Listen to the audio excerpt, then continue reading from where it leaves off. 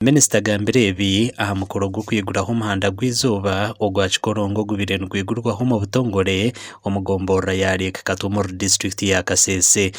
Now, thank you. So we can come for one big group photo, please. Kabyanga aina masikongo internet yaheza kuzomarindiro genyamishwa ebyo burambuzi nebyija kutunguka. As Minister of ICT, and we are going to connect all national parks with both internet and improve on the telephone services, because it's a priority in that program, so that when tourists are here, they are also doing business. Rere Ajarova orukora Uganda Tourism Board nagira ngo imihanda myinji y'izuba irumune yombekwa. Identified 20 very important points along the equator in Uganda that needs to be developed. And this is just one of them that we started with the development. I've never seen it. This is historical.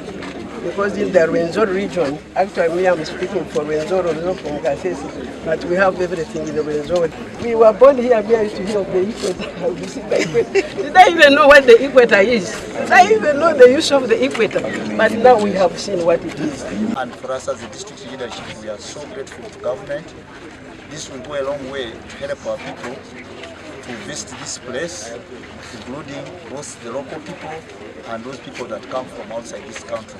Retired Kano Tomo Butime, Minister w'Oburambuzi nasima government ahabwo kubombekera umuhanda gw'izuba gw'umurembe kandi arukugira ngo nicija kuretaho entashya yihanga. I congratulate government, I congratulate the president, government, ministry for giving us this piece, isn't it?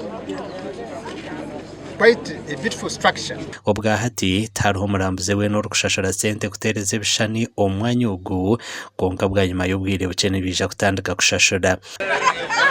Amakuru agagasha kwa Gilbert Muhanguzi na Michael Tumwachiro muri Kasese. Ikweta!